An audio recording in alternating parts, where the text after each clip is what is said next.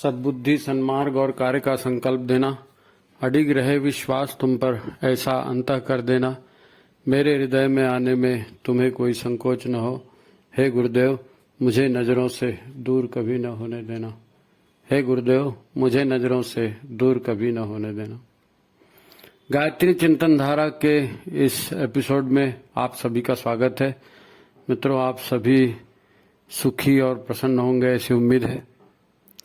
आज के इस एपिसोड में अपन प्रज्ञा मंडल पर चर्चा करने वाले हैं। प्रज्ञा मंडल की चमत्कारिक भूमिका, चमत्कारिक भूमिका प्रज्ञा मंडलों की क्या है? प्रज्ञा मंडलों की भूमिका यह है कि इसके माध्यम से हमारी हर एक समस्या का समाधान हो सकता है, इसलिए इसको चमत्कारी कहा है, चमत्कारी भूमिका, क्योंकि इससे हर एक समस्याओं का हमारा समाधान होता है। आप अपन देखेंगे अपन इसमें कि ये कैसे होता है नहीं? आपने अनुभव किया होगा, देश में, समाज में, परिवार में किसी को सुधारना कितना मुश्किल काम है। और सुधारना माने क्या? कोई आपको सुधार रहा है, आप किसी और को सुधार रहे हो, दोनों बोल रहे हैं वो बिगड़ा है, वो तो वो बिगड़ा है नहीं? तो नए और अच्छे बदलाव ये लाना समाज में है, और ये कैसे लाएंगे? सब जानते हैं क्या अच्छा है, सब जानते हैं क्या होना चाहिए, लेकिन शुरुआत कौन करेगा? मुंह से सब लोग बोल रहे हैं, है नहीं भाई? अपनी आदतों से लोगों का अहंकार जुड़ा होता है, अपनी बातों से लोगों का अहंकार जुड़ा होता है, अपने कर्मों से लोगों का अहंकार जुड़ा होता है। और सब यही कहते हैं, इसने मेरी इंसल्ट कर दी, मतलब क्या किया? मेरी बात नहीं मानी, है नहीं? कोई आपकी बात क्यों मानेगा भाई? अच्छा, स्वभाव देख लो ना भाई। आपके समर्थन में और आपके विरोध में, है ना? जो आपकी बात का समर्थन करेगा वो आपका मित्र, जो आपकी बात का समर्थन नहीं करेगा वो आपका विरोधी। अब जिसको सुधारना है वो आपका विरोध कर रहा है, तो कैसे सुधारोगे उसको? कैसे सुधारोगे? ऐसा थोड़ी होता है। जो हमको अच्छा नहीं लगता हम तो उससे दूरी बना लेते हैं, है नहीं? व्यवहार में भी क्या होता है कि जो शक्तिशाली है, जो पावरफुल है हमारे सामने में है, अब वो अपनी दादागिरी दिखा रहा था, हम उसको सुन लेते हैं, और सुन लेते हैं, तकलीफ होती है तो फिर जो अपने से कमजोर है उसके ऊपर हम दादागिरी दिखाते हैं। और सब कह रहे हैं तू सुधर जा, सब कह रहे हैं तू सुधर जा, है नहीं? ऐसा करके पूरा जो है आसुरी प्रवृत्तियों का साम्राज्य फैल गया है, और गुरुदेव ने इसको सुधारने के लिए ही प्रज्ञा मंडलों की भूमिका बनाई है। देखो, राक्षसों, दुष्टों, दानवों या बुरे लोगों की पहचान क्या होती है? बुरे लोगों की पहचान क्या होती है? वो लोग भौतिक स्वार्थ के लिए अपना सब कुछ न्यौछावर कर देते हैं, सब कुछ बटोरने के लिए, नाम, सम्मान, यश, कीर्ति, वो बोलते हैं ना मंच, माला, माइक, वो सब किसका काम है? वो दानव वृत्ति वालों का काम है कि अपने आप को बड़ा कर। अरे भाई, दुनिया में सबसे बड़ा काम तो आत्म सुधार है। गुरुदेव ने कहा ना, आत्म सुधार संसार की सबसे बड़ी सेवा है। तो वो सुधार करने से क्या मिलेगा, उसका क्या होगा, वो है ही नहीं, क्योंकि ध्यान में वो बात नहीं आती, शिक्षा में वो बात नहीं आती, समाज के चलन में वो बात नहीं। नैतिक शिक्षा में है, लेकिन वही बोलते हैं कि नैतिक शिक्षा जो बात करता है वो बोलते हैं ढोंगी है, तो ढोंगी वाली बात। तो एक्चुअल में क्या है, दुनिया में लोगों का व्यवहार बदल गया है नहीं? सब लोग ऐसे हो गए हैं जो आत्महंता प्रवृत्ति, अपने आप का बुरा व्यक्ति खुद कर रहा है, उसको नहीं मालूम कि वो क्या कितना बुरा कर रहे हैं। तो यही सब संसार में चल रहा है। तो फिर प्रज्ञा मंडल ही वो चमत्कारी स्थान है जहां एक व्यक्ति को ऐसा माहौल दिया जाता है प्रज्ञा मंडल में कि वो स्वेच्छा से अपने भीतर परिवर्तन लाता है। इसीलिए प्रज्ञा मंडल को चमत्कारी कहा गया है।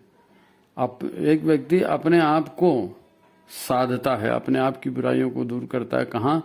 प्रज्ञा मंडल अगर अच्छा चल रहा है और वो प्रज्ञा मंडल रेगुलर जा रहा है, तो प्रज्ञा मंडल से उसके भीतर में ये बात आती है कि मेरे अंदर ये बुराई है, या मेरे में ये कमी है, या मैं अपनी कमियों को ऐसे दूर करूंगा, और वो करता है।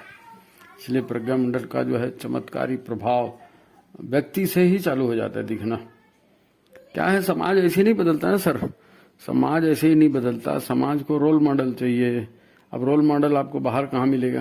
रोल मॉडल बनाने की होड़ प्रज्ञा मंडल में होती है, क्योंकि प्रज्ञा मंडल का जो कार्यवाहक होता है उसके अंदर में गुरुदेव माता जी की चेतना गहराई से बैठी होती है। वो उन्हीं का सोचता है, उन्हीं के हिसाब से करता है, तब तो प्रज्ञा मंडल बनेगा, चलेगा। नहीं तो आप रजिस्टर्ड कर दिए प्रज्ञा मंडल को, सैकड़ों प्रज्ञा मंडल रजिस्टर्ड है, कौन चलता है? कोई नहीं चलता। क्यों? जो चलाने वाला है वो खुद ही उस ढंग का नहीं बना हुआ है तो दूसरे क्या बनाएंगे। तो प्रज्ञा मंडल में एक ऐसा माहौल कौन बना सकता है जिसके भीतर में वैसा माहौल है नहीं, वो खुद रोल मॉडल बनेगा। और प्रज्ञा मंडल में अच्छा व्यक्ति बनने की एक कंपटीशन शुरू हो जाती है, सदगुरु का अनुसरण करने की कंपटीशन शुरू, स्वस्थ प्रतियोगिता है ना।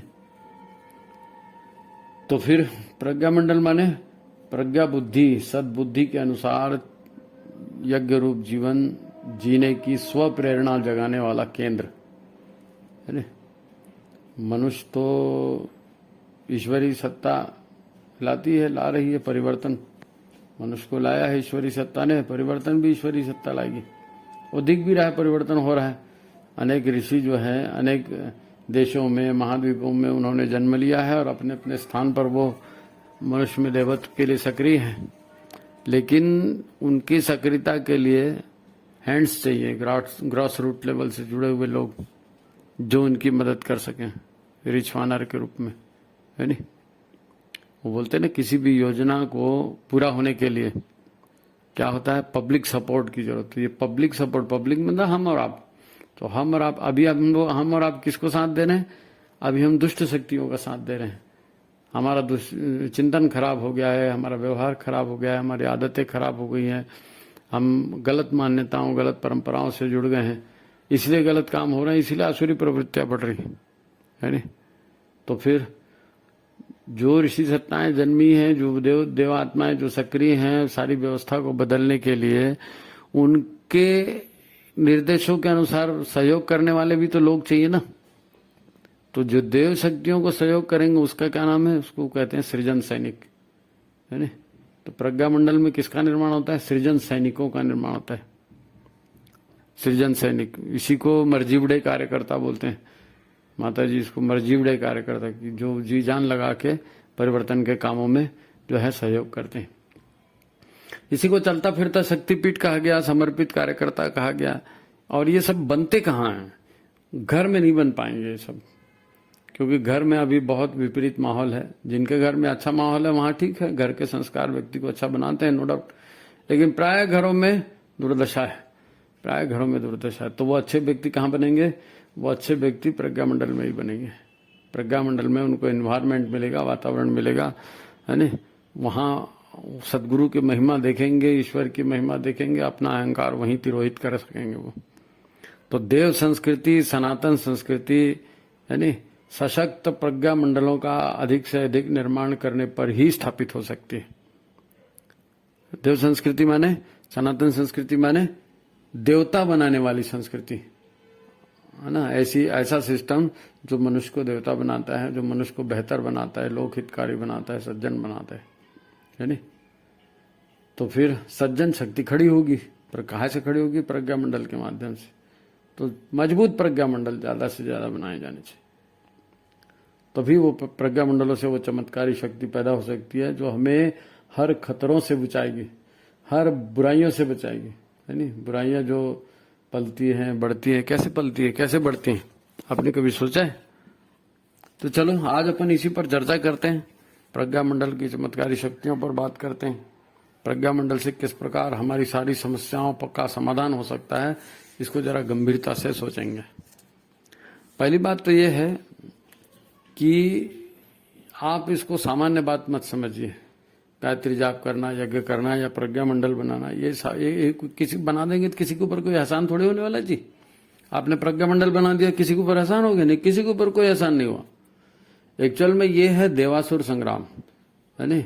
सब लोग बिगड़ गए बोलते हैं ना, तो किसने बिगाड़ दिया सबको, किसने बिगाड़ दिया? संस्कार ने, माहौल ने, संगति ने, शिक्षा ने, परिवार ने, उसी ने तो बिगाड़ा है ना। अब बिगाड़ा है माने क्या है, लूट खसोट करने के आदी हो गए, नशा करने के आदी हो गए है नहीं। सबका बुराइयां उन्हीं से बढ़ रही। तो बुराइयां उनसे बढ़ रही हैं तो कौन सी ताकत उसके पीछे लगी है? बुराइयों को बढ़ाने वाली ताकत, आसुरी शक्ति है नहीं। अब मनुष्य को बेहतर बनाने वाली संत शक्ति, साधु शक्ति, गुरुदेव की शक्ति, जो भी आप बोलो, उस ढंग की शक्ति। तो ये दो शक्तियों के बीच लड़ाई है और ये आदिकाल से चली आ रही, आदिकाल से, त्रेता योग, द्वापर योग है ना, सतयुग, कलयुग, सब जो है। ये क्या होता है संघर्ष? ब्लैक एंड व्हाइट का संघर्ष है, देवताओं का और आसुरी शक्तियों का संघर्ष। अब हम कोशिश करते हैं, अच्छा साहित्य पढ़ते हैं, सभा सत्संग में जाते हैं, बड़ी अच्छी अच्छी भावनाएं होती है, लेकिन हम घर आके उसको नहीं कर पाते। क्यों नहीं कर पाते? कि घर में जो पेपर आ रहा है, घर में जो आप टीवी देख रहे हो, घर में जो आप खाना खा रहे हो, आपके घर के अड़ोसी पड़ोसी हैं, आपके घर के रिश्तेदार हैं, आपके मित्र हैं, और जो भी आपके यहाँ आते हैं, कहाँ कहानी सुनते हैं, पिक्चर देखते हैं, सोशल मीडिया में जाते हैं, फेसबुक में, किसी में भी, हर जगह कौन सी शक्तियां सक्रिय हैं? आसुरी शक्तियां। और वो भोगवाद की ओर ढकल रही है, स्वार्थ की ओर ढकल रही है। उन्होंने नए नए जो है पैमाने गठित करके रखे हैं, पैमाने गठित करके। वो जैसे हम सद्बुद्धि के लिए गायत्री का जाप कहते हैं ना, सत्साहित्य का अध्ययन कहते हैं, तो उनके लिए दुर्बुद्धि की फैलाना उनका जरूरी हो गया है। तभी तो असुर पैदा होंगे ना दुर्बुद्धि से। तो दुर्बुद्धि से असुर पैदा करने के लिए उन्होंने भी अपना तामझाम बना के रखा है। देखो कुछ उदाहरण है, आप समझने की कोशिश करो, क्योंकि हम लोग जो है ना, हम लोग खुद आसुरी शक्तियों के प्रभाव में ही जी रहे हैं। तो हमको मालूम तो होना चाहिए कि हमको सुधार लाने की प्रक्रिया कहाँ से करनी है और क्यों करनी, और अकेले से होगा नहीं तो सब मिलके करनी है नहीं।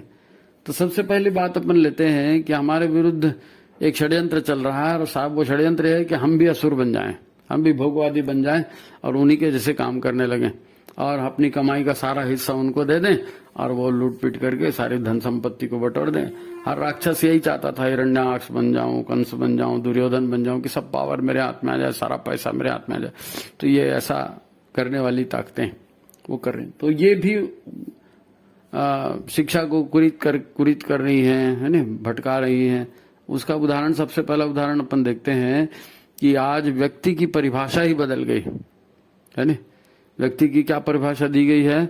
A man is a social animal, a man is a social animal. अच्छा, सामाजिक पशु, तो सामाजिक पशु तो बंदर भी है, तो सामाजिक पशु जो है भेड़िया भी है, तो सामाजिक पशु तो तुम्हारा जितने दिखते हैं हमको, कुत्ते हैं, भालू हैं, ये सब भी समूह बना के रहते हैं, है नहीं। अपनी अपनी गली के शेर होते हैं, लेकिन एक गली में 4 कुत्ते रहेंगे तो उनका एक यूनिटी रहेगी, 5वां कोई आएगा तो उसको काट के खा जाएंगे, ऐसा है। तो पशु है लेकिन परिवार बना के रहते हैं। कीटे परिवार बना के रहते हैं। मधुमक्खी का परिवार कितना फेमस है, दीमक का परिवार कितना फेमस है, चींटियों का परिवार कितना फेमस है, ये सब परिवार बना के रहते हैं। तो परिवार बनाने वाला कोई बहुत अच्छा है ऐसा नहीं है, पशु तो है, वो भी है। Man is social man. लेकिन हम मनुष्य को अगर यही कहेंगे कि तुम एनिमल हो, तो वो फिर एनिमल जैसा ही आचरण करेगा ना। इसलिए मैन, उन्होंने ये तंत्र बनाया है, उन्होंने यही सिखाया है कि man is a social animal. और गुरुदेव क्या कहते हैं? गुरुदेव कहते हैं मनुष्य एक भटका हुआ देवता है। जब आपको पता चलेगा कि मैं ऊंची श्रेणी का हूं, देवता हूं, और मैं भटक के नीचे आ गया हूं और पतित हो रहा हूं, तो आप अपने आप को सुधारोगे, अपने आप को सुधारोगे। और यदि आप अपने आप को यही मान के चले कि मैं तो पशु हूं, तो जैसे पशु आचरण करते हैं वैसे ही मेरे को करना है। लोग नैतिकता की बातें करते हैं, हाँ तो भाई दिखाने के लिए तो नैतिकता होनी चाहिए, अच्छे कपड़े होने चाहिए, अच्छी मधुरवाणी होनी चाहिए, अच्छा फलाना होना चाहिए, समय से उठना चाहिए, ये सब दिखाने वाली बातें हैं। लेकिन करने वाली वही बात है जिससे अपना लाभ हो, अधिकतम लाभ हो। दूसरा मरता है तो मर जाने दो, घुटता है तो घुट जाने दो। बेस्ट ऑफ सर्वाइवल, फिटेस्ट होगा वही सर्वाइव करेगा। तो हम फिटेस्ट बने, हम सर्वाइवर कर रहे हैं। तो हमारे यहाँ की संस्कृति क्या है? एक कमाएगा तो वो घर को खिलाएगा। और लोगों का आज की संस्कृति क्या है? कमाओ, खाओ, ऐश करो, ईट ड्रिंक एंड बी मेरी। तो जो मर रहे हैं वो तो कमजोर है, उनकी तकदीर में मरना ही था तो उनको मरने दो। तो प्रज्ञा मंडल बनाना, अच्छे कार्यकर्ता को बनाना इसीलिए जरूरी हो जाता है। उन्होंने हमारे बुद्धि को भ्रष्ट कर दिया ना, man is a social animal बोल के। और फिर वो सारी व्यवस्था को तोड़ रहे हैं। खाली व्यक्ति का तोड़ा ऐसा नहीं, परिवार को भी तोड़ रहे हैं, परिवार को भी तोड़ रहे हैं। और परिवार में सबसे पहले आक्रमण किस बात पर? स्वास्थ्य पर। क्यों? क्योंकि स्वास्थ्य पर आक्रमण करेगा, व्यक्ति कमजोर होगा तो जीवन नहीं जी सकेगा, तो पैसा देगा उनको। तो मेडिकल माफिया है, दवा माफिया, उसकी चांदी हो जाएगी। यानी लोगों ने बड़ी बड़ी कंपनियां बना के रखी हैं, उसी के आधार पर वो लूटते हैं दुनिया को। यानी आपको याद होगा कोरोना हुआ था, तो लोगों ने कह दिया कि इंडियन वैक्सीन तो बेकार है, अमेरिकन वैक्सीन बहुत अच्छी है, फाइजर की बहुत अच्छी बनी है, वो तो 5,000 की एक वैक्सीन दे रहा है। लेकिन क्या है, एक आदमी की जान के पीछे 5,000 कुछ नहीं, लो लगा लो। लेकिन जब हमारे यहाँ हमारे देश ने वही वैक्सीन बनाई तो पता चला कि फाइजर से कई गुना बेहतर हमारी वैक्सीन थी। और हमने खुद भी बनाई और दुनिया के 190 देशों को वो वितरित भी की, और सबको फ्री में लगाई अपने देश में। तो ये देवत्व की निशानी है। और वो वो बीमारी के वायरस भी वही बनाते हैं, फिर इंजेक्शन भी वही बनाते हैं और पैसा कमाते हैं, आपको लूटते हैं ना। स्वास्थ्य को तोड़ो, आपका खान पान वो बदल देंगे, है ना। आपको बोलेंगे छुरी कांटे से खाओ, आपको बोलेंगे टेबल कुर्सी पे खाओ। अच्छा, खाना कैसे बनाना, तो वो आपका किचन प्लेटफॉर्म होना चाहिए। अच्छा, घर कैसे साफ करना, तो आप झुकने की कोशिश मत करो, वो झाड़ू को डंडे में लगा लो, उससे साफ करो। अरे भाई, आपका उठना बैठना बंद कर दिया उन्होंने, तो कमर ठीक नहीं होगी। कमर ठीक नहीं होगी तो महिला वर्ग तो पूरा गया, जिसका काम किचन में था। झाड़ू लगाने झुकोगे, पोछा लगाने झुकोगे, मसाला पीसने के लिए झुकोगे, खाना बनाने के लिए झुकोगे, तो कमर की एक्सरसाइज होती है ना। तो संतान पैदा करना तो उन्हीं के हाथ में है। तब उनकी कमर की एक्सरसाइज नहीं होगी तो फिर संतान पैदा करने में 50 ठो प्रॉब्लम होगी। तो वो सारे भोगवाद से तो जोड़ा ही है, स्वास्थ्य से तोड़ा भी है। ऐसी परंपराएं बना दी। आपको बोल दिया कि नहीं भाई, सीढ़ियों से क्यों जाते हो, आप लिफ्ट से जाओ। संडास में बैठते हो तो वो हिंदुस्तानी जो है देहाती स्टाइल से क्यों बैठते हो, आप अंग्रेजी स्टाइल से बैठो, है ना। अंग्रेजी स्टाइल का कमोड बना लो, और जो है आप पानी वानी वेस्ट होता है बेकार, तो पानी से नहीं, आप जो है कागज से पोंछ लो। तो ये सारे सिस्टम उन्होंने फैशन के नाम पर, आधुनिकता के नाम पर सब चला के रखे हैं। मूल उद्देश्य क्या है? मूल उद्देश्य यह है कि व्यक्ति का स्वास्थ्य बिगड़ जाए तो वो दवाई खरीदेगा, इलाज कराएगा और हमको पैसा देगा। हमको पैसा देगा। पैसा चाहिए ना उनको, पावर चाहिए, पावर और पैसा। इसी के लिए तो देवासुर संग्राम इसी के लिए है ना। लेकिन फंस रहे हैं हम लोग, और हमारे ऊपर दूसरा एक और लगा दिया है कि हर परिवार को कर्जे में डुबा दो, हर आदमी को कर्जे में डुबा दो।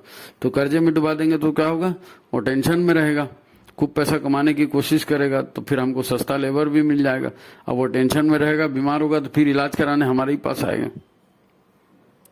कर्जे में डुबा दो। हमारे यहाँ पहले कहा जाता था कि कर्ज नहीं लेना, कर्ज लेना बुराई मानी जाती थी, है ना। आदमी की जब निर्भीकता की बात आती थी तो लोग कहते थे, अरे किसी बाप का थोड़ी खाता हूँ, किसी का कर्जे में थोड़ी हूँ। तो ये अब तो है कर्जे लेना, मतलब हर तरह को मालूम नहीं, यहाँ से लोन मिल सकता है, ले लेना भाई। कार के लिए लोन ले लेना भाई, गाड़ी के लिए, घर के लिए लोन ले ले, शिक्षा के लिए लोन ले ले, है ना। जो जो काम करना है सबके लिए लोन ले। तो लोन ले, चुकाएगा भी तो, चुकाएगा कहाँ से? नहीं, लेकिन तुम कर्जे में डूब जाओ, ये वो चाहते हैं। तभी उनको स्वास्थ्य के लिए पैसा मिलेगा। तभी आप टेंशन में रहोगे तो आप दुनिया भर की नहीं सोचोगे, आत्मोन्नति की नहीं सोचोगे, परिवार को अच्छा बनाने की नहीं सोचोगे।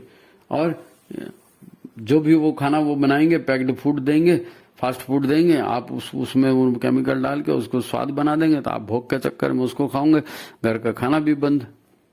तो सारा पैसे की लूट। परिवार टूट जाए, टूट जाने दो, कर्म जो डूब जाए, डूब जाने दो। अगर आप ऐसे नहीं करेंगे तो आपको बोलेंगे पिछड़ा है। ये भी एक बहुत बड़ा मुद्दा है, पिछड़ेपन का।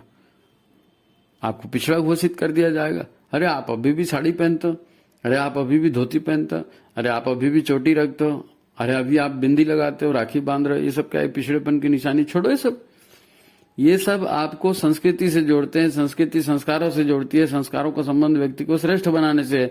तो वो हमको एक बार उन्होंने कह दिया ये दकियानुसी है और आप पिछड़े हो, तो उन्होंने बोल दिया, उन्होंने हम भी मान लिया अपने आप को कि हम पिछड़े, क्योंकि गुलामी की मानसिकता इतने दिन की, हर चीज में पिछड़ेपन का ठप्पा लगा दिया। और सबसे बड़ी बात क्या है? और सबसे बड़ी बात यह है कि उन्होंने पूरे समाज को नशे में डुबो दिया।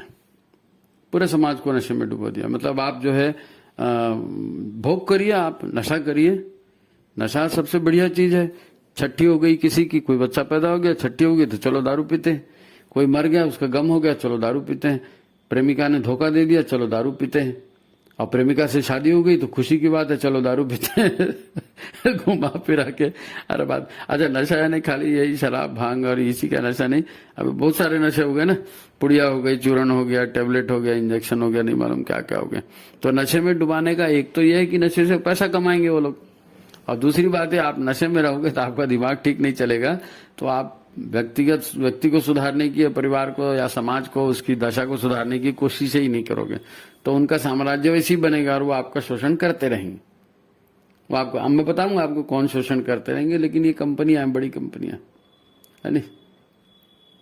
अच्छा, उन्होंने जो शिक्षा का माध्यम बनाया है, अंग्रेजी को बनाया है, और अंग्रेजी को माध्यम बनाने के बाद में भी उन्होंने जो है ऐसी शिक्षा दी है कि भाई व्यक्तिगत स्वतंत्रता।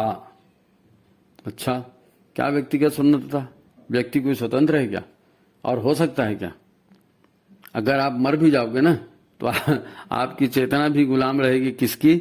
आपकी कामनाओं की, आपकी भावनाओं की, आपके कर्मों की गुलाम है। आपकी भावनाएं, आपके कर्म आपको नए शरीर में लेके जाएंगे।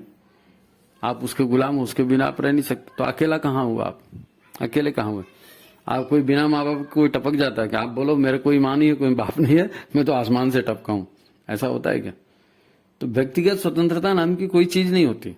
ये जीवन जो है एक कड़ी है ना, एक कड़ी है। दादा, बाप, बेटा, फिर उसका बेटा, फिर उसका बेटा, फिर ये सब चलते रहता है ना। परनानी, फिर नानी, फिर माँ, फिर बेटी, फिर उसके बेटे। तो ये लाइफ है, चलते रहती है। अनुभव, संस्कार, शिक्षा, ज्ञान सब पीढ़ी दर पीढ़ी चलते रहता है ना। तो व्यक्ति स्वतंत्र कहाँ हुआ इसमें? स्वतंत्र कहाँ हुआ? लेकिन आपको सिखा दिया। क्यों? वो परिवार टूटना चाहिए, क्यों भोग होना चाहिए। परिवार टूटेगा, लोग भोग में जाएंगे, लोग नशे में जाएंगे, तब तो उनका फायदा होगा। अब आज देखिए, कोई भी 16-18 साल का लड़का है, लड़की है, अजी हम तो वयस्क हो गए, हम तो इससे प्यार कर रहे हैं, हम तो इससे शादी करेंगे। और जिसने पैदा किया उससे तो प्यार कभी हुआ नहीं। भले आदमी से प्यार हो गया, आज जिससे प्यार हो गया, शादी कर लिया, तो उसके बाद में 2 महीने में तलाक की स्थिति, 2 महीने में तलाक की स्थिति। अच्छा, शिक्षा भी इतना उन्होंने, मतलब जब मनुष्य को पशु बना दिया है, तो विवाह संस्थान, जैसे परिवार को तोड़ने की बात है, वैसे ही विवाह संस्था को भी तोड़ने की बात है। अब वो कह रहे हैं कि भैया लड़की भी कमा रही है, लड़का भी कमा रहे हैं, दोनों स्वतंत्र हैं, दोनों अपनी मर्जी से जिएंगे। तो जिन्होंने उनको पैदा किया उनका क्या होगा? माँ बाप, भाई बहन, चाचा मामा, पड़ोसी, इन सब का क्या होगा?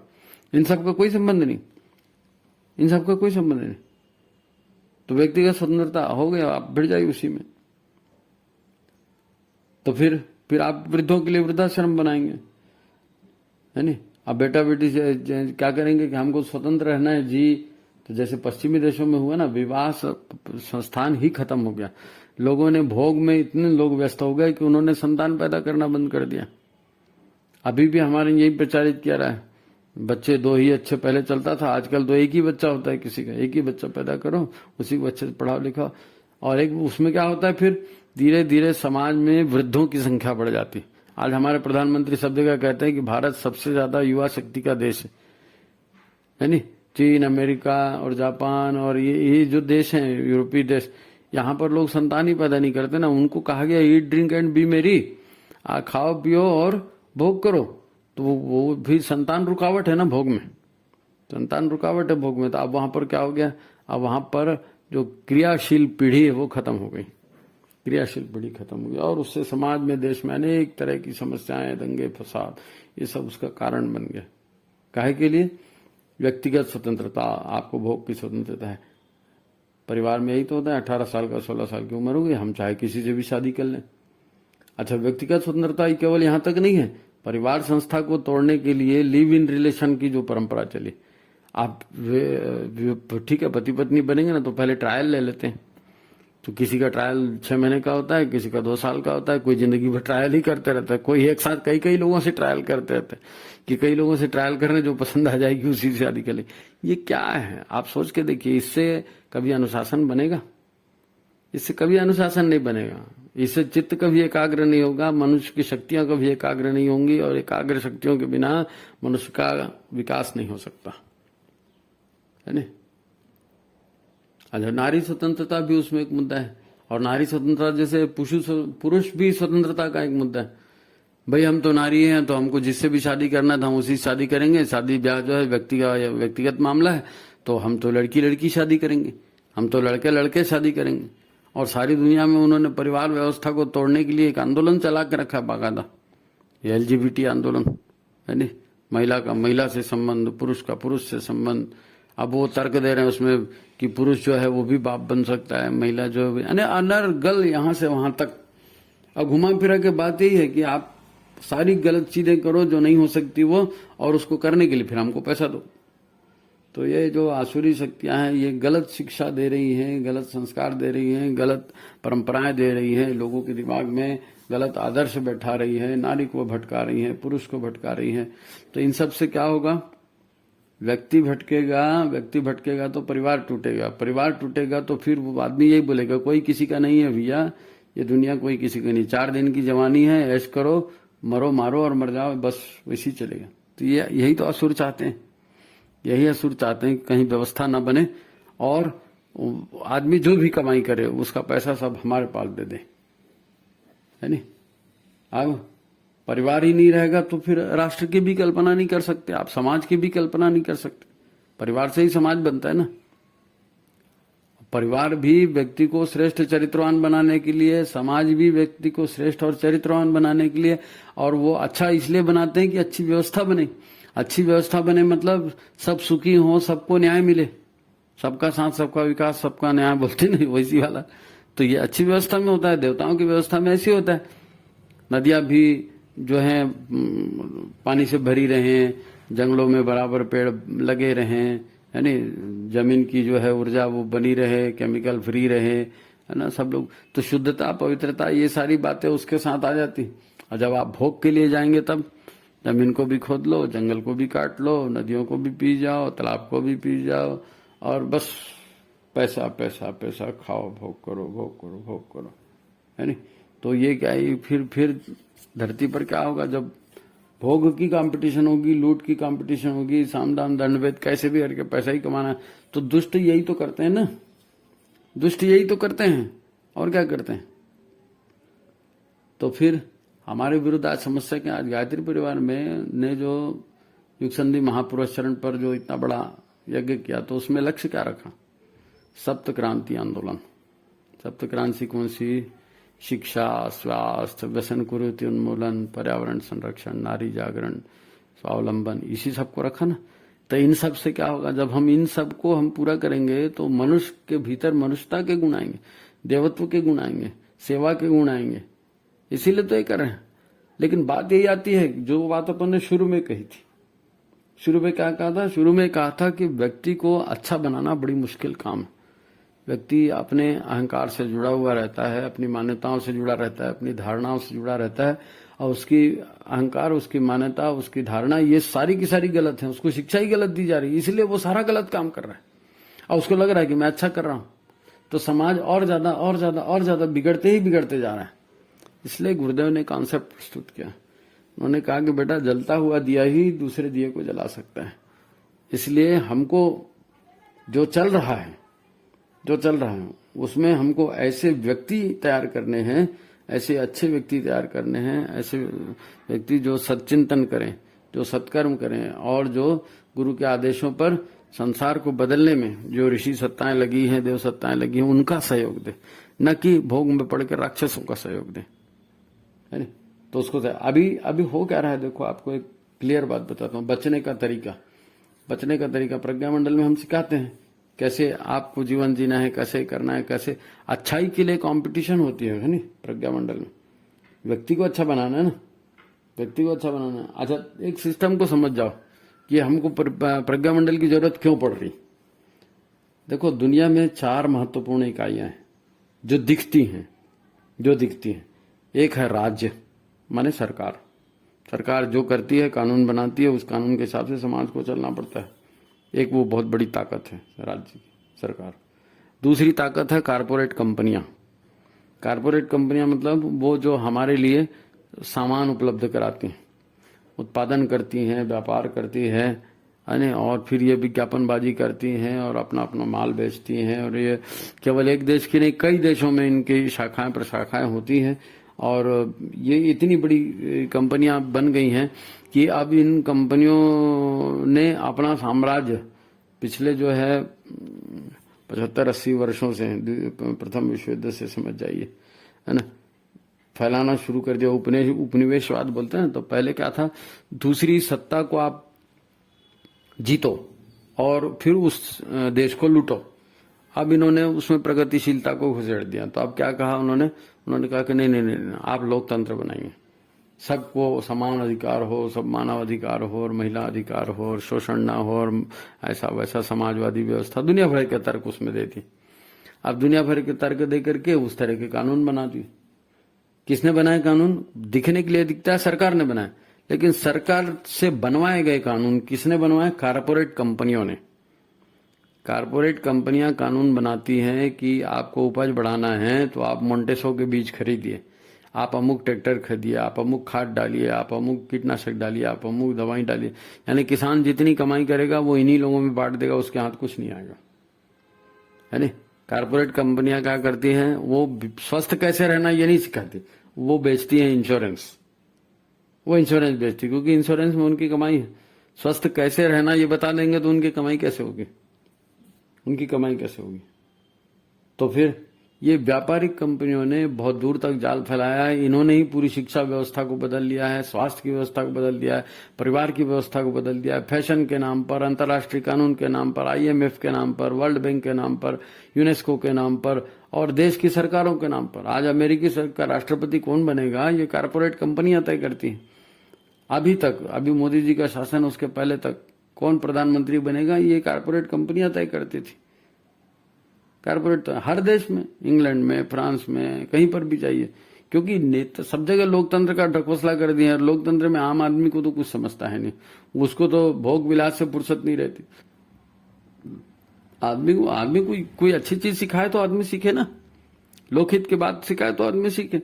अब तो लोगों को बोलना भी वोट देना तुम्हारा अधिकार है जी, तुम वोट ले। तो नेताजी भी आते हो, कहते ठीक है दारू पी ले वोट ले ले, महिलाओं को कह दिया साड़ी ले ले वोट ले ले, बिछिया ले ले वोट ले ले, टीवी ले ले वोट दे दे।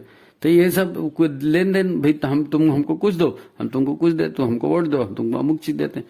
तो अब उसको बेचारे को कुछ मालूम नहीं, उन्होंने वोट दे के सत्ता भी वैसी बना ली।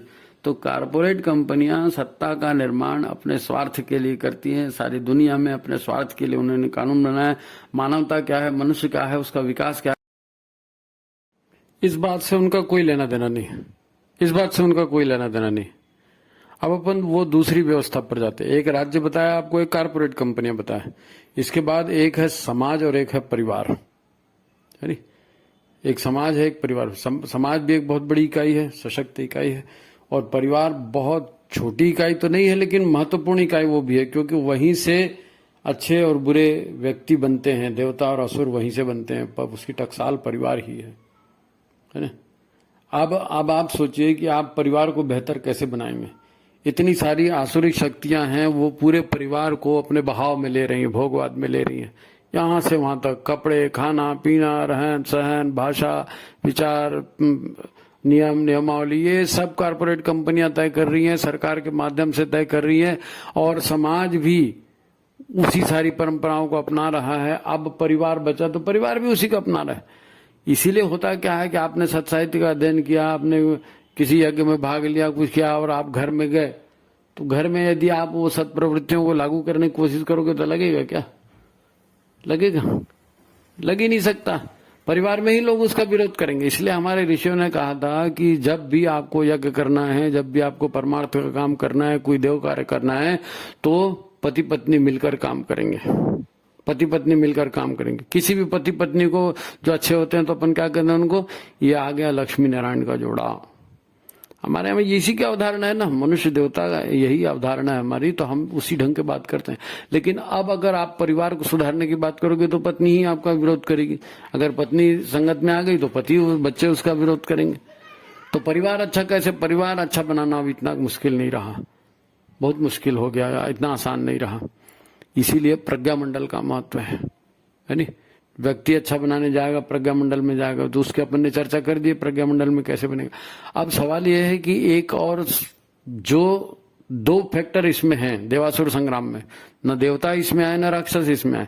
तो देव शक्तियां अदृश्य हैं, सूक्ष्म है और अदृश्य हैं, और आसुरी शक्तियां भी सूक्ष्म और अदृश्य ही हैं। आज ये संसार जो चल रहा है, इसमें जितने भी आंदोलन चल रहे हैं, जितने भी सरकारें चल रही हैं, उनको कौन चला रहा है? हम सोचते हैं कि कारपोरेट कंपनियां चला रही हैं, लेकिन कारपोरेट कंपनियों को भी चलाने वाले लोग हैं, कारपोरेट कंपनियों को भी चलाने वाले लोग हैं। उसको कहते हैं deep state. Deep state, deep यानी गहरा, स्टेट माने राज्य, गहरा राज्य।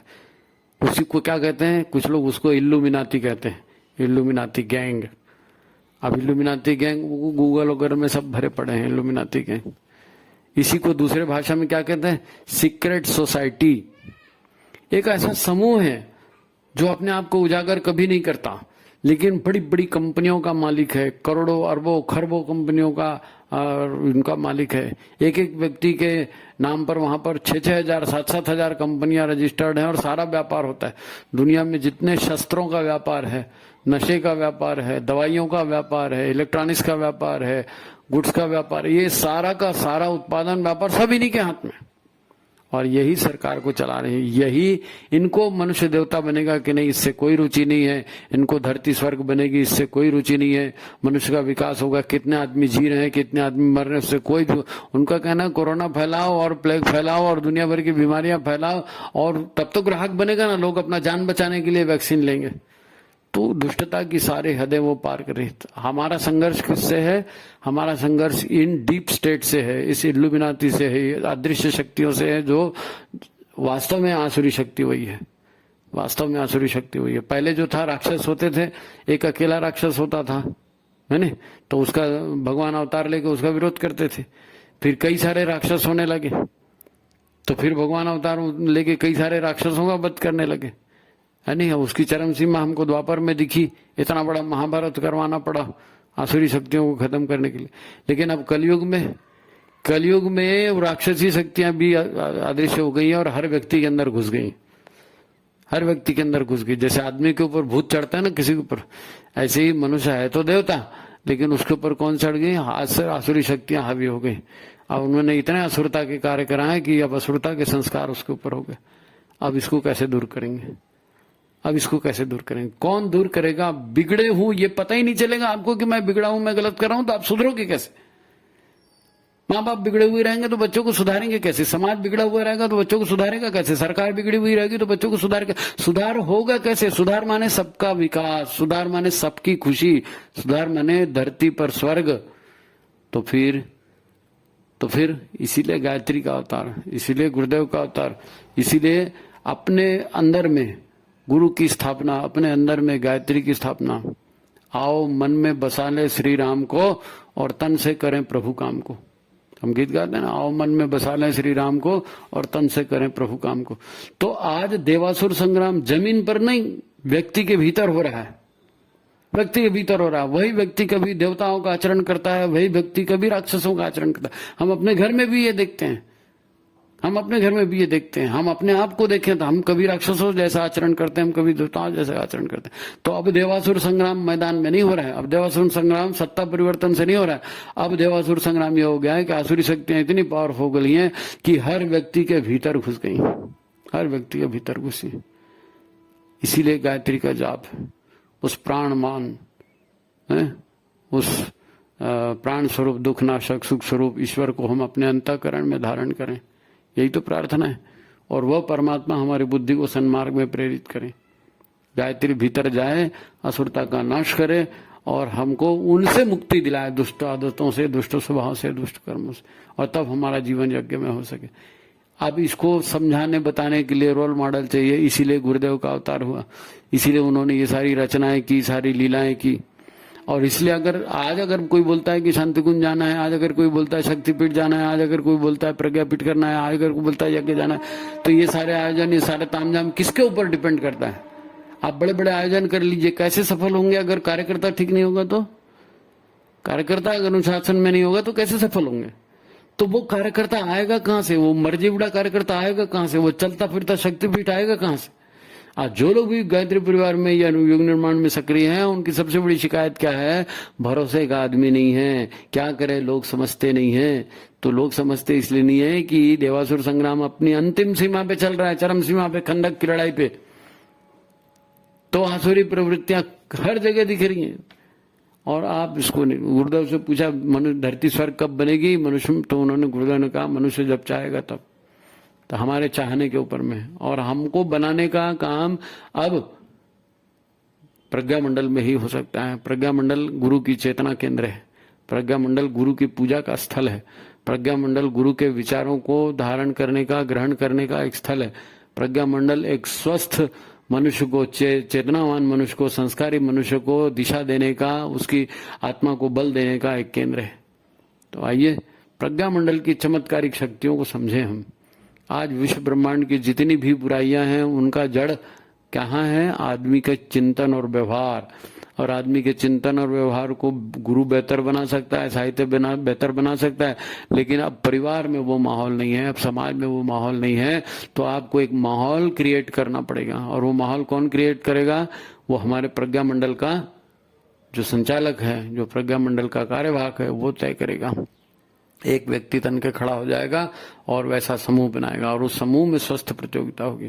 तो अगर विश्व ब्रह्मांड को बचाना है तो प्रज्ञा मंडल की चमत्कारी शक्ति को समझिए और ज्यादा से ज्यादा प्रज्ञा मंडलों का गठन करिए। आप स्वयं गठन करिए, किसी को आदेश मत दीजिए कि तुम प्रज्ञा मंडल बनाओ ना।